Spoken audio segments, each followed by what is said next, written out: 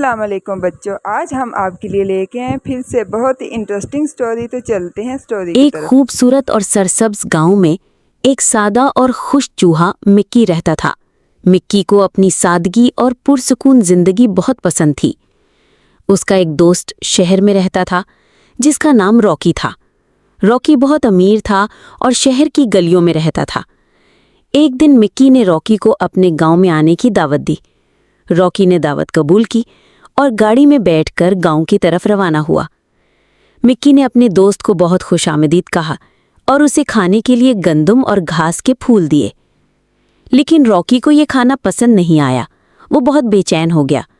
उसने मिक्की से कहा, ये कैसी जिंदगी है? आओ मेरे साथ शहर चलो, वहाँ बहुत से लजीज खाने हैं। मिक्की ने उसकी बात मान ली और दोनों शहर की तरफ रवाना हुए। वो एक बड़े और अमीर घर में पहुंचे जहां हर तरफ खाने ही खाने थे। रॉकी ने मिक्की को एक बड़ा और मज़ेदार पनीर का टुकड़ा दिया और उसे खुशी से खाने के लिए कहा। मिक्की को पनीर बहुत पसंद आया और वो दोनों मज़े से खाना खाने लगे। लेकिन अचानक उन्हें एक बिल्ली की आवाज़ सुनाई दी। दोनों चूहे डर कर भागकर एक कोने में छुप गए। बिल्ली वहां से चली गई और रॉकी ने मिक्की से कहा, खतरा खत्म हो गया है। लेकिन मिक्की को ये सब अच्छा नहीं लगा। वो हर वक्त डर और खौफ में था। उन्होंने दोबारा खाना शुरू किया, लेकिन फिर उन्हें एक आदमी के कदमों की आवाज़ सुनाई दी।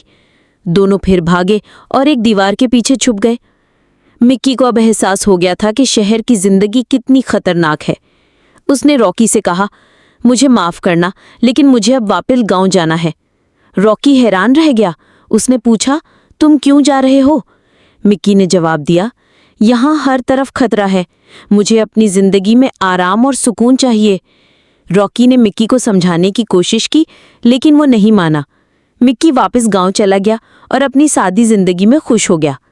उसने एक दिन एक गिलहरी से कहा, सुकून की जिंदगी से बेहतर कोई नेमत नहीं है। लेकिन यहाँ कहानी में एक मोड़ आता है। रॉकी को शहर की जिंदगी से भी थकन हो गई थी। उसके पास सब कुछ था, लेकिन वो फिर भी खुश नहीं था। एक दिन एक बिल्ली उसके घर में घुस आई और उसे डरा दिया। रॉकी को अब एहसास हुआ कि मिक्की की बात बिल्कुल ठीक थी। उसने फैसला किया कि वो भी गांव में जाएगा और अपने दोस्त के साथ रहेगा।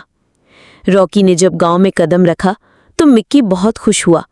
रॉकी ने मिक्की से माफ़ी मांगी और उसे समझाया कि वो अपनी गलती का एहसास कर चुका है। दोनों दोस्त अब गांव में रहते थे। रॉकी भी अब खुश था, लेकिन रॉकी का दिल कभी कभी शहर की तरफ जाता था।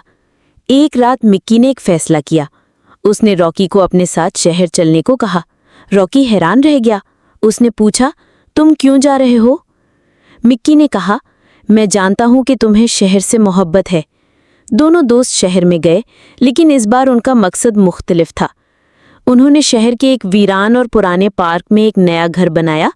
मिक्की ने गांव के फूलों से घर को सजाया और रॉकी ने शहर के खाने से उसे भर दिया।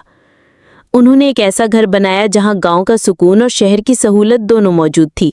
लेकिन उनके पास एक मसला था। उन्हें एक बिल्ली से बचना था। रॉकी ने एक चाल चली। उसने बिल्ली को अपने घर की तरफ बुलाया। जब बिल्ली घर में घुसने की कोशिश करती तो एक छोटी सी घंटी बजने लगती। ये घंटी मिक्की ने बनाई थी।